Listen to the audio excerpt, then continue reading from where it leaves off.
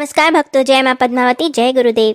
आयुर्वेद के अलावा भारत की स्थानीय संस्कृति में कई चमत्कारिक पौधों के बारे में पढ़ने और सुनने को मिलता है। कहा जाता है कि ऐसी कई जड़ी बूटियां हैं जिनको खाने से व्यक्ति गायब हो जाता है या भूत भविष्य का उसको ज्ञान हो जाता है, जिसके बल से स्वर्ण बनाया जा सकता है, या धन देने वाला पौधा जिनके पास भी है वे धनवान ही नहीं बन सकते बल्कि वे कई तरह की चमत्कारिक सिद्धियां भी प्राप्त कर सकते हैं।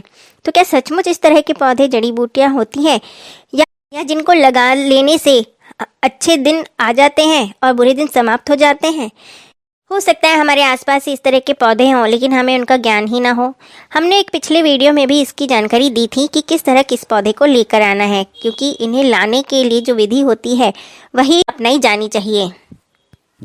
पुष्य नक्षत्र में यदि बहेड़ा वृक्ष की जड़ को लाते हैं और उसका एक पत्ता लाकर पैसे रखने वाले स्थान पर रख लेते हैं तो इस प्रयोग से घर में कभी भी दरिद्रता नहीं आती। इसके अलावा पूर्व फाल्गुनी नक्षत्र में बड़े बहेड़े के पत्ते को लाकर घर में रखने से घर ऊपरी हवाओं से मुक्त रहता है। धतूरे की जड़ यदि कई तांत्रिक प्रयोग किए गए हैं और उसमें इसे अपने घर में स्थापित कर महाकाली का पूजन कर क्रीम बीज का जाप किया जाता है तो धन संबंधी सारी समस्या से मुक्ति मिलती है। धतूरे की जड़ अश्लेषा नक्षत्र में यदि लाकर घर में रखते हैं तो सर्प नहीं आता और कोई नुकसान भी नहीं पहुंचाता। काले धतूरे की जड़ यदि यह पौधा सामान्य धतूरे जैसा ही होता है। हाँ, इसका फूल जो है वो सफ़ेद की जगह गहरे बैंगनी रंग का होता है। की जड़ को रविवार, मंगलवार या किसी भी शुभ नक्षत्र में घर में लाकर रखने से ऊपरी हवा का असर खत्म होता है, सुख चैन बना रहता है और धन की वृद्धि होती है।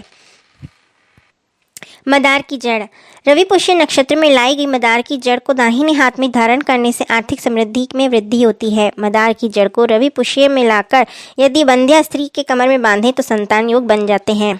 यदि कोर्ट कचहरी के मामले में विजय चाहिए तो मदार की जड़ को आद्रा नक्षत्र में लाकर तावीज की तरह गले में बांधना चाहिए। विवाह की समस्या दूर करने के लिए बेले के फूलों का प्रयोग किया जाता है। इसकी एक प्रजाति मोगरा भी कहलाती है। इसकी जड़ को यदि महिला गुरुवार के दिन अपने पास रखती है और पुरुष यदि शुक्रवार के दिन अपने पास रखते हैं तो विवाह योग्य शीघ्र बन पड़ते हैं। अनुराधा नक्षत्र में यदि चमेली की जड़ को गले में बांधें तो शत्रु मित्र बन जाते हैं। इसी के साथ विष्णुकांता का पौधा भी शत्रुनाशक होता है। यदि चंपा की जड़ को लाकर गले में बांधें तो इस उपाय से बच्चे प्रेत बाधा और नजर दोष से मुक्त होते हैं। यदि पूर्व भाद्रपद नक्षत्र में तुलसी की जड़ को लाकर मस्तिष्क पर धारण करते हैं तो इससे अग्नि भय से मुक्ति मिलती है। सुख प्राप्ति के लिए पुनर्वसु नक्षत्र में दूधी की जड़ लाकर शरीर में लगानी चाहिए। उत्तरा फाल्गुनी नक्षत्र में नींबू की जड़ लाकर उसे गाय के दूध में मिलाकर निस्तंतान स्त्री को पिलाने से पुत्र प्राप्ति होती है। बिच्छू घास की जड़ को यदि नीले रंग के धागे में गले में पहनते हैं तो इससे शनि के दोषों से मुक्ति मिलती है। यह नीलम का सब्स्टिट्यूट बनता है। इस सब के अलावा सफ़ेद आंकड़ी का एक पत्ते का यह उपाय करना है, जिसे रविवार के दिन ही करना है। गुरुदेव के अनुसार रविवार के दिन नमस्कार करके आंकड़े के पौधे से एक पत्ता तोड़कर लेना है। यह पौधा सूर्य देव को अति प्रिय है। यह पौधा बिना पानी के भी उग जाता है।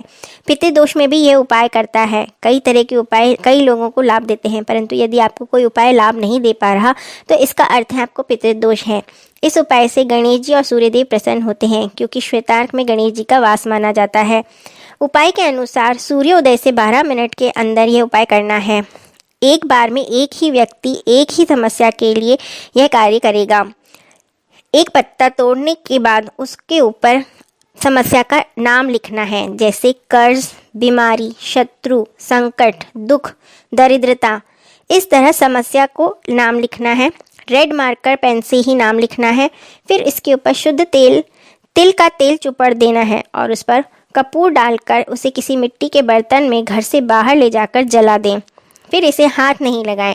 तत्पश्चात नहा लें, क्योंकि ये उपाय मुक्ति के लिए है, अतः ये उपाय बिना नहाए ही करना है। इस उपाय से शीघ्र ही सभी समस्याओं से मुक्ति मिलती है तथा गुरुदेव द्वारा बताए गए इस उपाय को करके आप अपना मनोरथ जरूर सिद्ध कीजिएगा। जय मां पद्मावती।